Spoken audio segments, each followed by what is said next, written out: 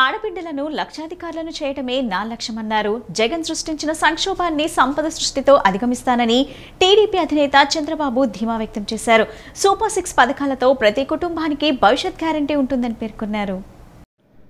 శ్రీకాకుళంలో మహిళలతో తెలుగుదేశం అధినేత నారా చంద్రబాబు నాయుడు ముఖాముఖి కార్యక్రమం నిర్వహించారు.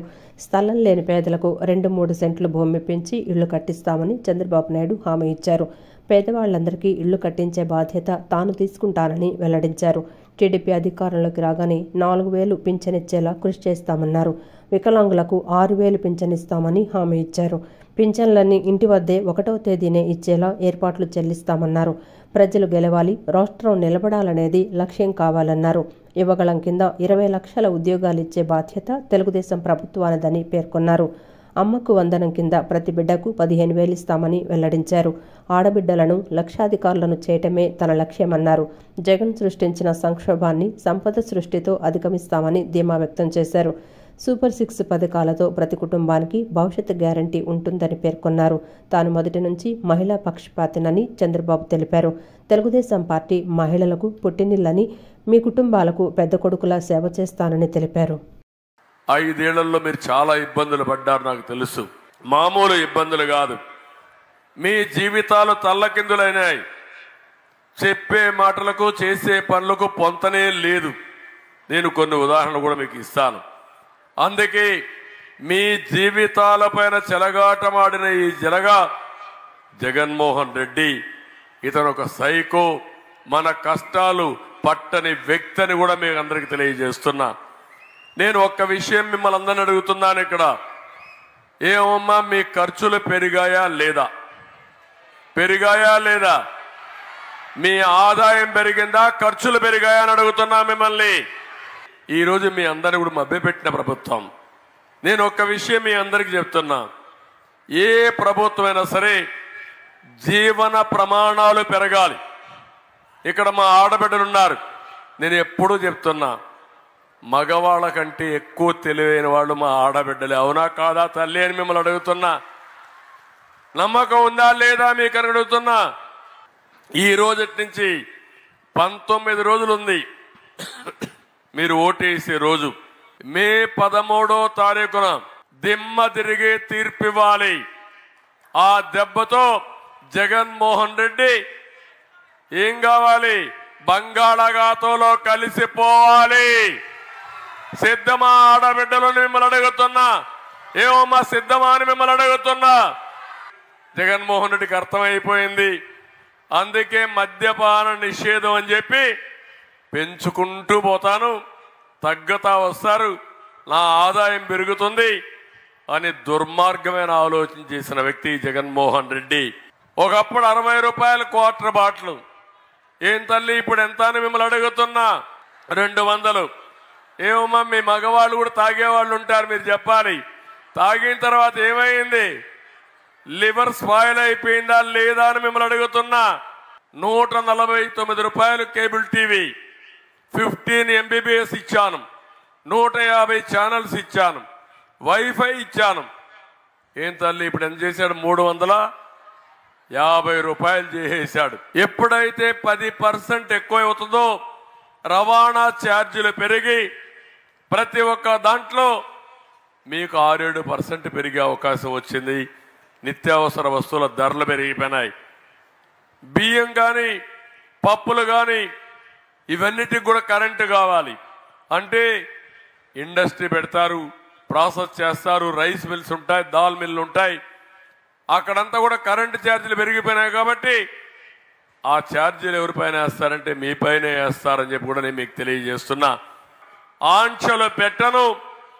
అందరి బిడ్డల చదువు కోసం అమ్మకు వందనం కింద ప్రతి ఒక్క బిడ్డకు 15,000 రూపాయలు ఇస్తారని చెప్పిన ప్రభుత్వం తెలుగుదేశం ప్రభుత్వం.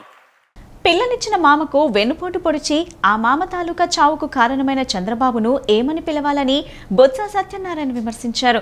తల మీద రూపాయి పెట్టి ఎంత కొనాలో చంద్రబాబు అందుకే ఓటుకు నోటు కేసు ఇరుక్కుని ఇక్కడికి వచ్చారని మండిపడ్డారు. సహనం కోల్పోయి అసహనంతో చంద్రబాబు మాట్లాడుతున్నారని మంత్రి బొత్స సత్యనారాయణ దుయ్యబట్టారు.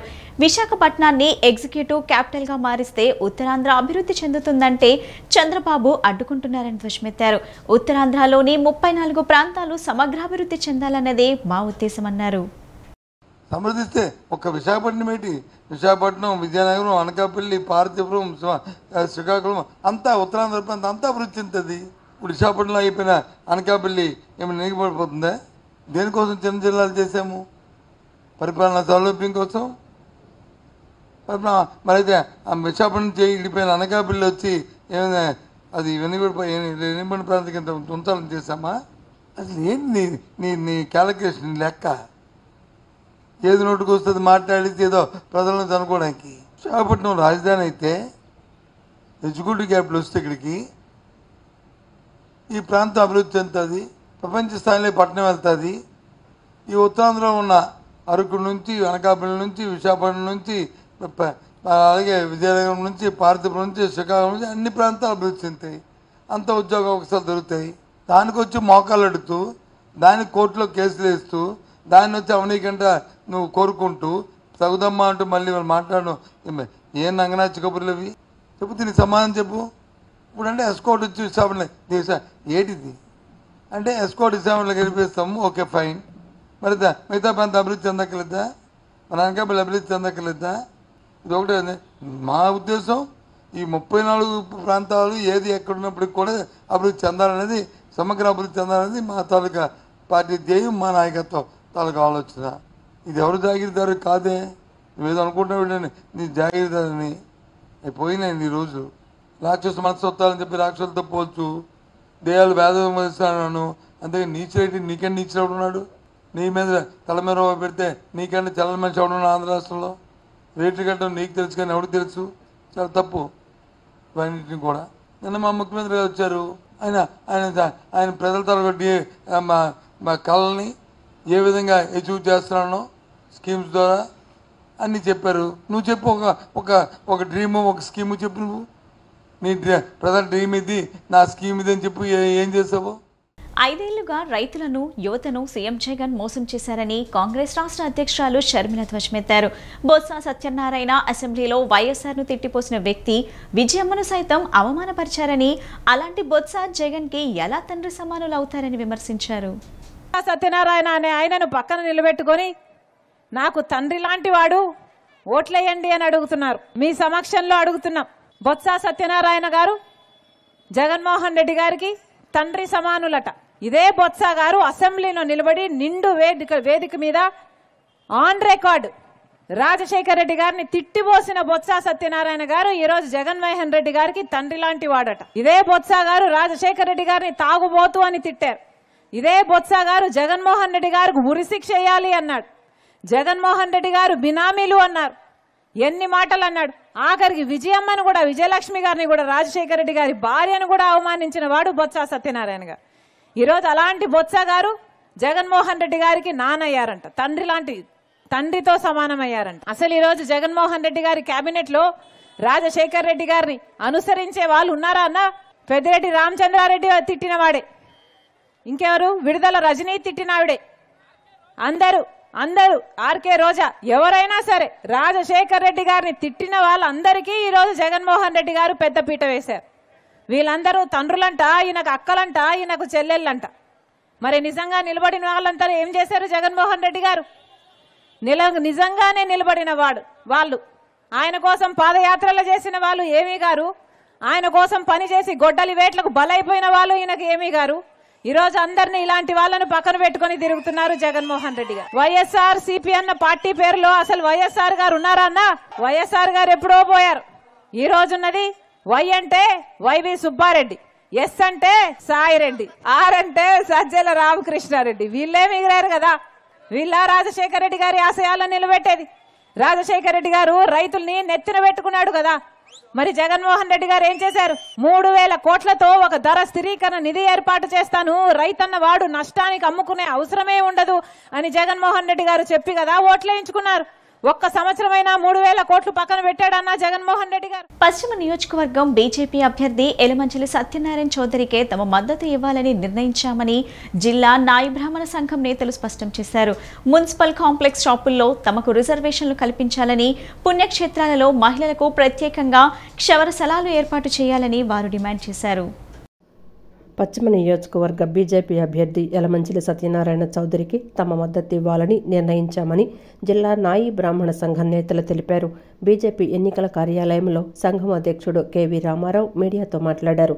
నాయి బ్రాహ్మణులకు అన్ని దేవాలయాల్లో బోర్డు మెంబర్ అవకాశం కల్పించాలని, తమ కులంలో ఎక్కువ మంది ఆర్ఎంపీ వైద్యులుగా జీవనం సాగిస్తున్నారని, వారికి ప్రభుత్వ భవనాల్లో తక్కువ అద్దెకు గదులు కేటాయించాలని కోరారు. పశ్చిమ నియోజకవర్గ బీజేపీ అభ్యర్థి యలమంచిలి సత్యనారాయణ చౌదరికి తమ మద్దతు ఇవ్వాలని నిర్ణయించామని జిల్లా నాయి బ్రాహ్మణ సంఘం నేతలు మున్సిపల్ కాంప్లెక్స్ షాపుల్లో తమకు రిజర్వేషన్లు కల్పించాలని, పుణ్యక్షేత్రములలో మహిళలకు ప్రత్యేకంగా క్షవరశాలలు ఏర్పాటు చేయాలని ఆయన డిమాండ్ చేశారు. తమ డిమాండ్ల సాధన సుజనా ద్వారా సాధ్యమన్న నమ్మకంతో తమ కులస్తులందరూ సుజనాకే మద్దతు ఇవ్వాలని నిర్ణయించామని ఆయన స్పష్టం చేశారు. సంఘం నాయకులు ఉప్పూడి రాము, కె శ్రీను, పి హేమంత్ తదితరులు కూడా మాట్లాడారు. ఎన్డీఏ కూటమి అభ్యర్థి మరి సుజనా చౌదరి గారికి వీళ్ళు 7 నియోజకవర్గాల అభ్యర్థులకు కూడా ముందుగా ప్రచారం చేసి వారి గెలుపుకి మా సంఘం తరఫున మేము ప్రచారం చేయదలుచుకున్నాం. మేము పడుతున్నటువంటి బాధలు ఆ నాయకుల దృష్టికి తీసుకెళ్ళాం. మంచి హామీ ఇచ్చారు, మేము సంతృప్తి పొందాం. రాష్ట్ర ముఖ్యమంత్రిగా చంద్రబాబు నాయుడు గారు ఎక్కితేనే మా భవిష్యత్తులు బాగుంటాయని, అలాగే సెంట్రల్ బీజేపీ నరేంద్ర మోడీ గారు అనేక సంక్షేమ పథకాలు ఈ యొక్క చేతి వృత్తులకి అనేక స్కీములు ప్రవేశపెట్టినటువంటి సందర్భంగా మేము కూడా వారికి ఇద్దరికీ కూడా సపోర్ట్ చేసి ఇద్దరు కూడా గవర్నమెంట్లు ఎక్కితే మా బతుకులు బాగుంటాయని చెప్పి కేసు గండశాలలో చేసేవాళ్ళకి మా వాళ్ళందరికీ కూడా జీతాలు 50 రూపాయలు పెంచాలని కూడా నేను డిమాండ్ చేస్తున్నాను. ఎందుకంటే చాలీసార్లు జీతం ఇవ్వడం వల్ల వీళ్ళు ఇంటి అద్దెలు ఏమీ కట్టుకోలేకపోతున్నారు. కొన్ని విషయాల్లో ఏంటంటే వాద్య కళాకారులు కూడా ఎక్కడికన్నా వెళ్ళాలి అని అంటే ఏదైనా మేళం ఒప్పుకొని బస్సుల్లో కూడా మాకు అవకాశాలు టికెట్ ఎక్కించుకోవట్లేదు. అది కూడా దీనికి సుజనా చౌదరి గారికి నేను ఒక మనవి చేస్తున్నాను. మా గురించి ప్రత్యేకంగా ఒక జీవో తెచ్చి నాయి బ్రాహ్మణులందరినీ కూడా ఒక ఇదిగా తీసుకోవాలని కూడా సుజనా చౌదరి గారికి నేను మనవి చేస్తున్నాను. ఈ డిమాండ్లో మాకు ఎక్కడ కార్పొరేట్ షాపులు లేవు పెట్టుకోవడానికి. ఎక్కడెక్కడో వచ్చి మా కుల వృత్తిని ఇబ్బంది పరిచే పరకంగా చేస్తున్నారు వీళ్ళు. పెనంలూరు నియోజకవర్గం వైసీపీ అభ్యర్థి రాష్ట్ర మంత్రి జోగి రమేష్ నేడు నామినేషన్ దాఖలు చేశారు. బందర్ రోడ్ జాతీయ రహదారిపై భారీ ర్యాలీ నిర్వహించారు. పార్టీ శ్రేణులు, అభిమానులు, కార్యకర్తలతో కలిసి ర్యాలీగా పెనంలూరు ఎంఆర్ఓ కార్యాలయానికి చేరుకుని నామినేషన్ దాఖలు చేశారు. ఈ రాష్ట్రంలో అభివృద్ధి, సంక్షేమం వైసీపీతోనే సాధ్యమని అన్నారు. ముఖ్యమంత్రి జగన్మోహన్ రెడ్డి నాయకత్వంలో రాష్ట్రం అన్ని రంగాల్లో పురోగాభివృద్ధి చెందుతుందన్నారు. ప్రజలు జగన్ వెంటే ఉన్నారన్నారు. రాబోయే ఎన్నికల్లో పెనంలూరులో ఘన విజయం సాధిస్తామని ధీమా వ్యక్తం చేశారు. పెనమలూరు నియోజకవర్గ వైసీపీ అభ్యర్థి రాష్ట్ర మంత్రి జోగి రమేష్ నేడు నామినేషన్ దాఖలు చేశారు. బందర్ రోడ్డు జాతీయ రహదారిపై భారీ ర్యాలీ నిర్వహించారు. సర్వమత ప్రార్థనలు చేశారు. తొలుత కొంత దూరం ఎడ్లబండిపై నిలబడి ర్యాలీలో పాల్గొన్నారు. ప్రజలకు అభివాదం చేస్తూ ముందుకు సాగారు. కొంత దూరం వెళ్లిన తర్వాత వాహనం పైకెక్కి ప్రజలకు అభివాదం చేస్తూ ర్యాలీలో పాల్గొన్నారు. జోగి రమేష్ వెంట కుటుంబ సభ్యులు, వైసీపీ నాయకులు పాల్గొన్నారు. జోగి రమేష్కు పుష్పగుచ్చాలు, శాలువాలు వేసి అభినందించేందుకు, కరచాలనం చేసేందుకు పోటీపడ్డారు. మహిళలు హారతులు పట్టారు. పలుచోట్ల క్రేన్ సహాయంతో భారీ గజమాలలు వేశారు. యువకులు, మహిళలు, కార్యకర్తలు జోగి రమేష్, సీఎం జగన్ చిత్రాలతో కూడిన ప్లకార్డులు చేతపట్టి నినాదాలు చేస్తూ, నృత్యాలు చేస్తూ ర్యాలీలో సందడి చేశారు. డప్పు వాయిద్యాలు, తీన్మార్, వివిధ వాయిద్య కళాకారులు ర్యాలీలో పాల్గొన్నారు. రోడ్డుకి ఇరువైపులా ఉన్న ప్రజలు, అభిమానులకు జోగి రమేష్ అభివాదం చేస్తూ ర్యాలీలో పాల్గొన్నారు. పార్టీ శ్రేణులు, అభిమానులు, కార్యకర్తలతో కలిసి ర్యాలీగా పెనమలూరు ఎంఆర్ఓ కార్యాలయానికి చేరుకొని నామినేషన్ దాఖలు చేశారు. వైఎస్ఆర్ కాంగ్రెస్ పార్టీ 5 ఏళ్ల పాలనలో రాష్ట్రంలో అనేక అభివృద్ధి, సంక్షేమ కార్యక్రమాలు చేసినట్లు తెలిపారు. అర్హులైన ప్రతి ఒక్కరికి సంక్షేమ పథకాలు అందుతున్నాయని, ప్రతి ఇంటిలో ఏదో ఒక పథకం లబ్ధిదారు ఉంటున్నారని చెప్పారు. ప్రజలందరూ జగన్ వెంటే ఉన్నారని అన్నారు. నేడు ర్యాలీలో భారీగా అభిమానులు, పార్టీ శ్రేణులు, ప్రజలు తరలివచ్చారని, విజయోత్సవ ర్యాలీని తలపించిందన్నారు. రాబోయే ఎన్నికల్లో వైసీపీ తిరిగి అధికారంలోకి రావడం, జగన్మోహన్ రెడ్డి ముఖ్యమంత్రి కావడం, పెనమలూరు నియోజకవర్గంలో తాను గెలవడం ఖాయమని ధీమా వ్యక్తం చేశారు. కృష్ణా జిల్లా గన్నవరం నియోజకవర్గం టీడీపీ, జనసేన, బీజేపీ కూటమి ఎమ్మెల్యే అభ్యర్థి యార్లగడ్డ వెంకట్రావు నామినేషన్ అట్టహాసంగా సాగింది. విజయవాడ గాయత్రీనగర్ నుంచి గన్నవరం వరకు సాగిన నామినేషన్ ర్యాలీ పార్టీ శ్రేణులు, మహిళలు, అభిమానులు హారతులు, గజమాలలతో అపూర్వ స్వాగతం పలికారు. భారీ జనసందోహం మధ్య తహసీల్దార్ కార్యాలయానికి వెళ్లిన యార్లగడ్డ వెంకట్రావు నామినేషన్ పత్రాలు దాఖలు చేశారు. కృష్ణా జిల్లా గన్నవరం నియోజకవర్గం టీడీపీ, జనసేన, బీజేపీ కూటమి ఎమ్మెల్యే అభ్యర్థి యార్లగడ్డ వెంకట్రావు నామినేషన్ ఘనంగా సాగింది. ఉదయం గాయత్రీనగర్ నివాసం వద్ద యార్లగడ్డ వెంకట్రావు దంపతులు ప్రత్యేక పూజలతో పాటు గోపూజ నిర్వహించారు. యార్లగడ్డ వెంకట్రావు దంపతులు తల్లిదండ్రుల పాదాలకు నమస్కరించి వారి వద్ద నుంచి ఆశీర్వాదం తీసుకుని ర్యాలీగా బయలుదేరారు. రామవరపాడు, ప్రసాదంపాడు, నెడమానూరు, గూడవల్లి, కేసరపల్లి మీదుగా గన్నవరం చేరుకున్నారు. జాతీయ రహదారి పొడవునా మహిళల హారతులు, పార్టీ శ్రేణుల గజమాలలతో అపూర్వ స్వాగతం పలికారు. నెడమానూరు వద్ద యార్లగడ్డ వెంకట్రావుతో పాటు ఆయన తనయుడు కార్యకర్తలకు అభివాదం చేస్తూ సందడి చేశారు. అక్కడ గన్నవరం గాంధీ బొమ్మ సెంటర్ కూడలి చేరుకోగానే నియోజకవర్గంలోని 4 మండలాలకు చెందిన కూటమి పార్టీ నాయకులు, కార్యకర్తలు, అభిమానులు యార్లగడ్డ వెంకట్రావుకు భారీ స్వాగతం పలికారు. అక్కడ నుంచి నడుచుకుంటూ వెళ్లి తహసీల్దార్ కార్యాలయంలో యార్లగడ్డ వెంకట్రావు నామినేషన్ పత్రాలు దాఖలు చేశారు. నామినేషన్ కార్యక్రమాన్ని విజయవంతం చేసినందరికీ ధన్యవాదాలు తెలిపారు. రాబోయే ఎన్నికల్లో గన్నవరం నియోజకవర్గ కూటమి బలపరిచిన తాను అఖండ మెజారిటీతో విజయం సాధిస్తారని యార్లగడ్డ వెంకట్రావు ధీమా వ్యక్తం చేశారు. గన్నవరం నియోజకవర్గంలో పోటీ చేస్తానని చెప్పి గన్నవరం నియోజకవర్గంలో పోటీ చేస్తున్నా. ఆ మాట మీద నేను ఎట్టి పరిస్థితుల్లో అమెరికా వెళ్ళను. ఇంతవరకు అయితే ఖాయం. అది చూశారు మీరు అందరూ.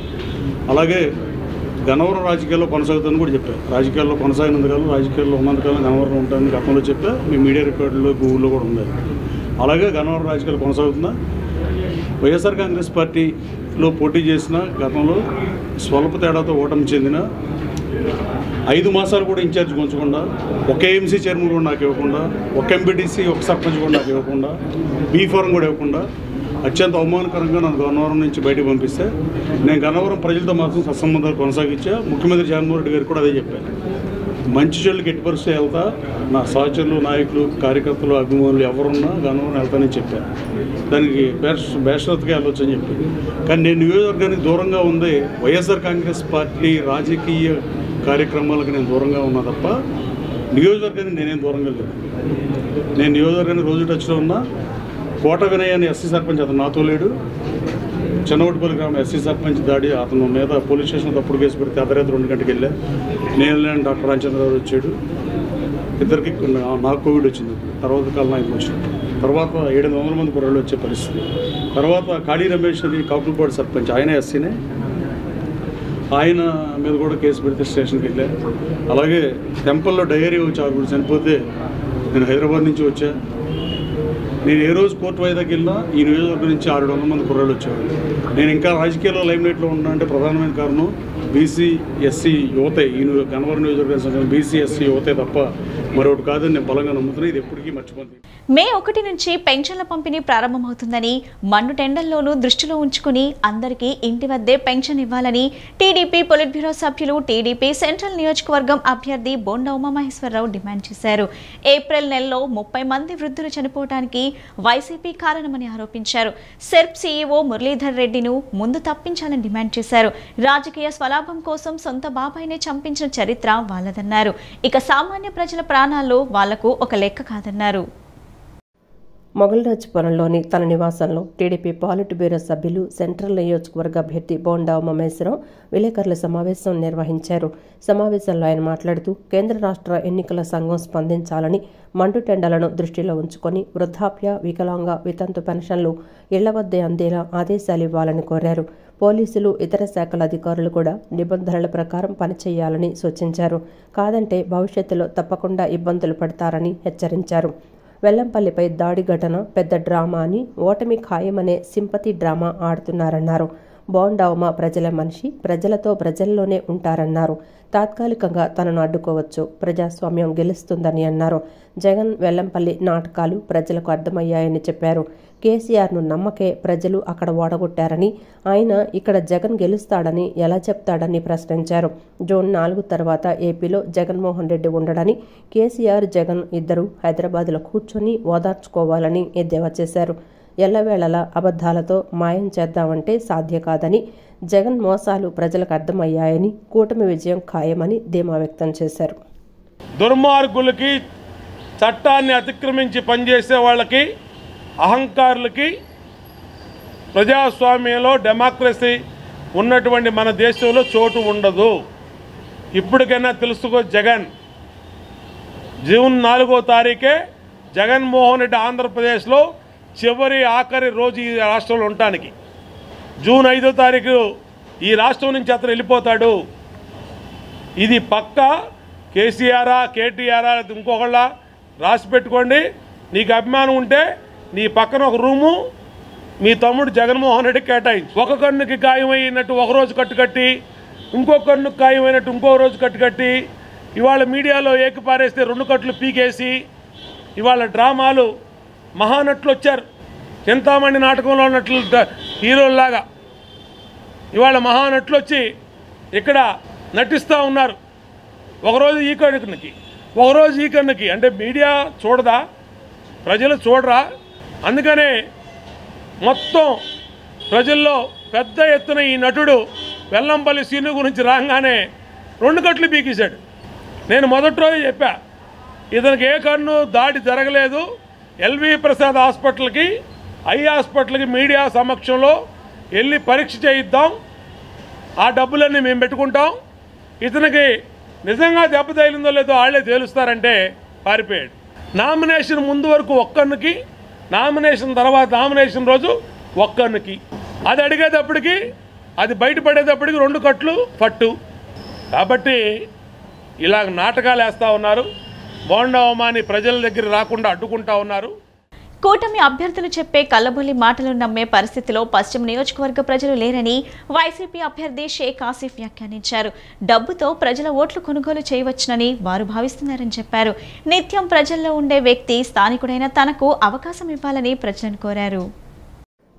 ఎన్నికల ప్రచారంలో భాగంగా పశ్చిమ వైసీపీ అభ్యర్థి షేక్ ఆసిఫ్ 45వ డివిజన్లోని ఏకలవ్య నగర్, మెయిన్ సెంటర్, జోజీనగర్ ప్రాంతాల్లో పర్యటించారు. ఈ సందర్భంగా ఆయన వైసీపీ ప్రభుత్వ హయాంలో జరిగిన సంక్షేమాన్ని వివరిస్తూ ఓట్లను అభ్యర్థించారు. ఈ సందర్భంగా ఆయన మాట్లాడుతూ ప్రజలు స్వచ్ఛందంగా ముందుకు వచ్చి తమకు అపూర్వ స్వాగతం పలుకుతున్నారని అన్నారు. 5 ఏళ్ల వైసీపీ పాలనలో డివిజన్ను పూర్తి స్థాయిలో అభివృద్ధి చేశామని చెప్పారు. ఇన్ని పథకాలు, సంక్షేమం అభివృద్ధి చేసిన వైసీపీ పార్టీకి ప్రజలు మద్దతు పలుకుతున్నారని అన్నారు. నియోజకవర్గాన్ని సింగపూర్ చేస్తామంటూ కూటమి సభ్యులు బూటకపు మాటలు మాట్లాడుతున్నారని విమర్శలు చేశారు. కుల, మత, రాజకీయ పార్టీలకు అతీతంగా వైసీపీ పార్టీ పథకాలను అందజేసిందని గుర్తు చేశారు. విలాసవంతమైన జీవితాలు గడిపేవారు నేడు డబ్బుతో ఓట్లను కొనుగోలు చేద్దామని భావిస్తున్నారని అన్నారు. విజ్ఞులైన పశ్చిమ ఓటర్లు కూటమి అభ్యర్థులను నమ్మే పరిస్థితుల్లో లేరని స్పష్టం చేశారు. సీసీ రోడ్లు కానివ్వండి, బీటీ రోడ్లు కానివ్వండి, ఇక్కడ అనేక వాటర్ పైప్ లైన్ కానివ్వండి, డ్రైనేజ్ లైన్ కానివ్వండి, ఇదంతా కాలనీ మొత్తం చాలా అభివృద్ధి చెందింది వైఎస్ఆర్ కాంగ్రెస్ పార్టీ వచ్చిన తర్వాత అని చెప్పేసి స్థానిక ప్రజలు చెప్తున్నారు. గత ప్రభుత్వంలో ఏ చిన్నపాటి వర్షం వచ్చినా సరే మోకాళ్ళలోతు నీళ్లు, అలాగే మొత్తం జలమయం అయిపోయేది, మొత్తం బురదలో మేము ఇంటికి వెళ్లాల్సి వచ్చేది. అలాగే వైఎస్ఆర్ కాంగ్రెస్ పార్టీ వచ్చిన తర్వాత మంచి అభివృద్ధి చేశారు. అలాగే మాకు అనేక సంక్షేమ పథకాలు వస్తున్నాయని చెప్పి ప్రజలు స్వచ్ఛందంగా ముందుకు వచ్చి చెప్పడం జరుగుతుంది. ఇన్ని పథకాలు ఇస్తూ ఇంత సంక్షేమం చేస్తున్న జగనన్నకి వేయకుండా ఇంకెవరికి వేస్తామయ్యా అని చెప్పేసి ప్రజలు చెప్పడం జరుగుతుంది.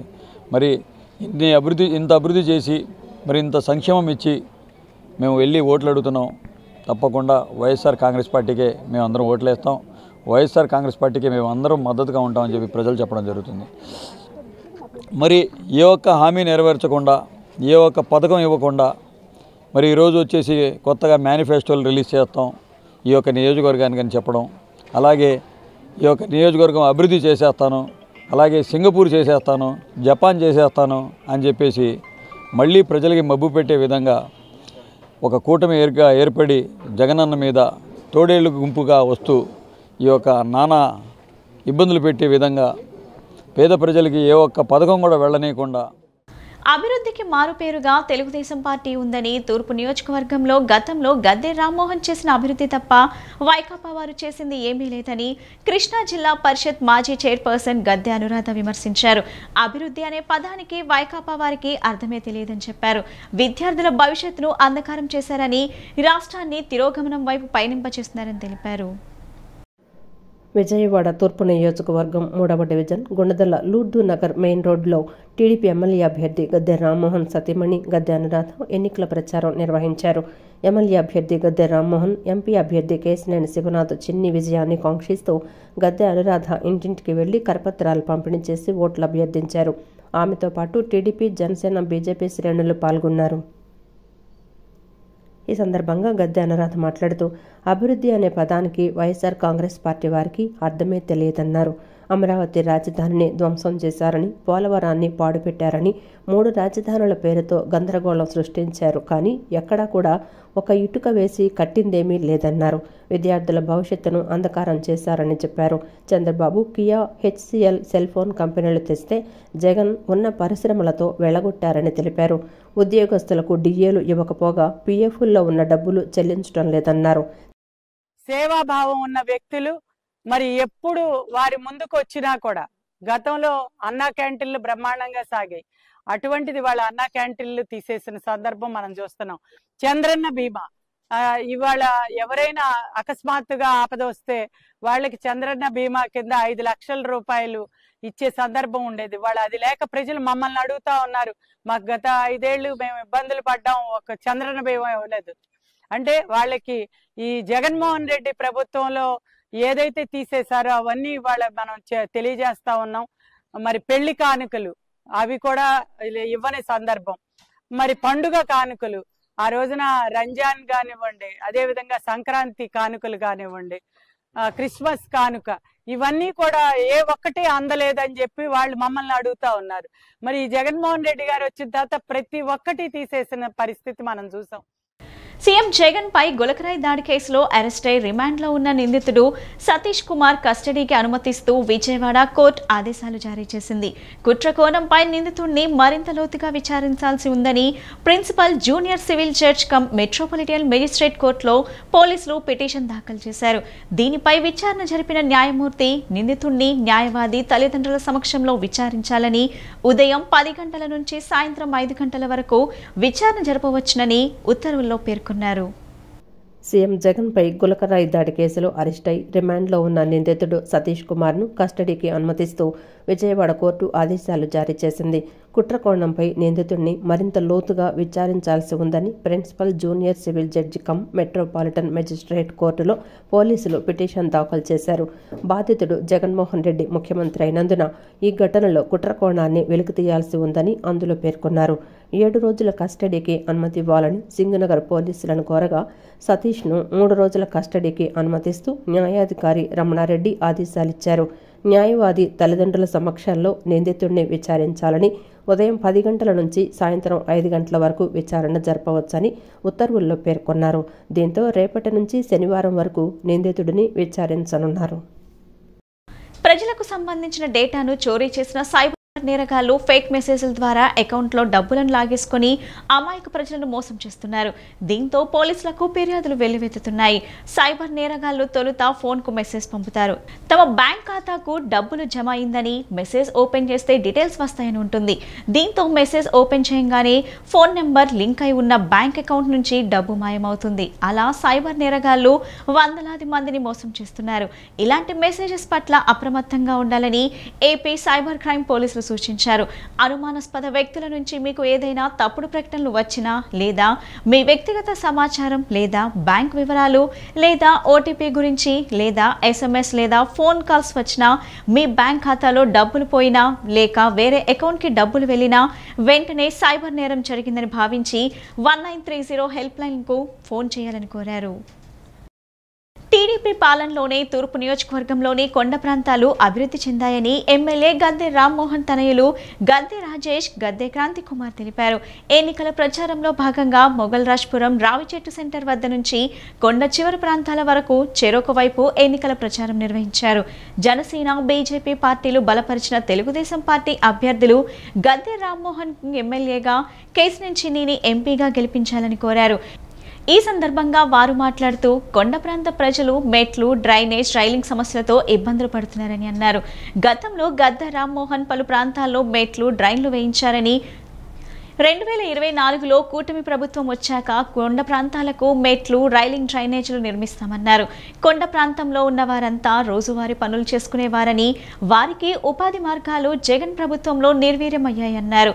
పేదలు కడుపు నిండా భోజనం చేసే అన్నా క్యాంటీన్లను రద్దు చేసి జగన్ పేదల పొట్ట కొట్టాడని విమర్శించారు. విజయవాడ సీతమ్మవారి పాదాల దగ్గర వేంచేసి ఉన్న ప్రత్యేక శనేశ్వర స్వామి, శ్రీ కాశీ విశ్వేశ్వర స్వామి వారి ఆలయ పునఃప్రతిష్ఠ మహోత్సవం అంగరంగ వైభవంగా జరిగింది.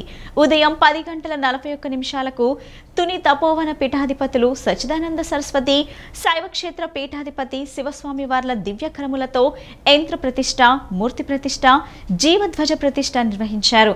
ఆలయ ప్రధాన అర్చకులు తూటుపల్లి శ్రీమన్నారాయణమూర్తి ఆలయ విశిష్టతను తెలియజేశారు.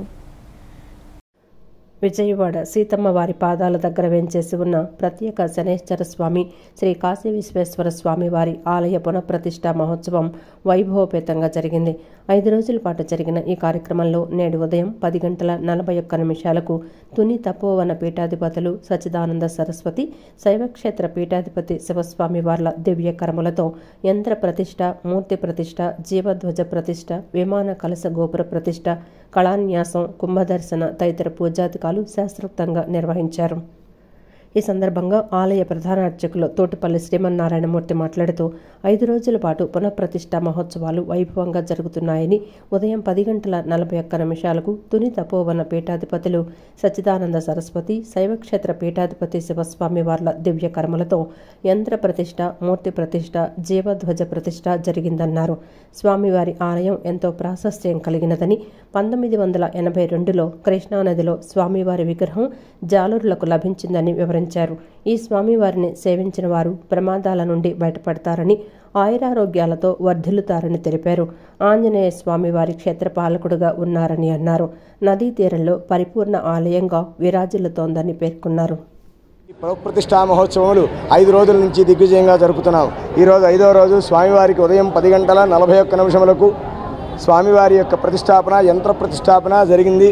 తుని నుంచి విచ్చేసినటువంటి సచ్చిదానంద సరస్వతి మహాస్వామివారి చేతి మీదుగా, తాళాయపాలెం శైవక్షేత్ర పీఠాధిపతి శ్రీ శివస్వామి వారి చేతుల మీదుగా ఈ యొక్క ప్రతిష్టా కార్యక్రమం జరిగింది. అంతేకాదు స్వామివారి ఆలయం ఎంతో ప్రాశస్త్యం కలిగినటువంటిది. సుమారుగా 1982లో ఈ యొక్క విగ్రహం నదిలో కొట్టుకొచ్చి అక్కడ ఉన్నటువంటి జాలర్లు మెట్ల మీద పెట్టి వెళ్ళిపోయారు. అక్కడి నుంచి ఈ స్వామివారిని దారిన పోయేటువంటి భక్తులందరూ కూడా చూచి స్వామివారి విగ్రహంగా భావన చేసి స్వామిని నిత్యం అర్చన చేస్తూ వచ్చారు. అలా అర్చన చేస్తూ వచ్చినటువంటి సందర్భంగా ఈయన శనీశ్వర స్వామిగా గుర్తించి అప్పటి నుంచి స్వామివారికి తైలాభిషేక పూజలు చేయడం ప్రారంభించారు. అప్పటి నుంచి స్వామివారి యొక్క కరుణా కటాక్షములతో, కృపతో భక్తులందరి యొక్క మనోభీష్టాలు తీరుతూ అందరూ కూడా స్వామివారిని సేవిస్తూ ఉన్నారు. ఇక్కడ స్వామివారిని సేవించినటువంటి వారికి అన్ని ప్రమాదముల నుంచి బయటపడతారు. ఆకస్మిక ప్రమాదములు తొలగిపోయి స్వామివారి యొక్క అనుగ్రహంతో ఆయురారోగ్య ఐశ్వర్యాలన్నీ కూడా సిద్ధిస్తాయి.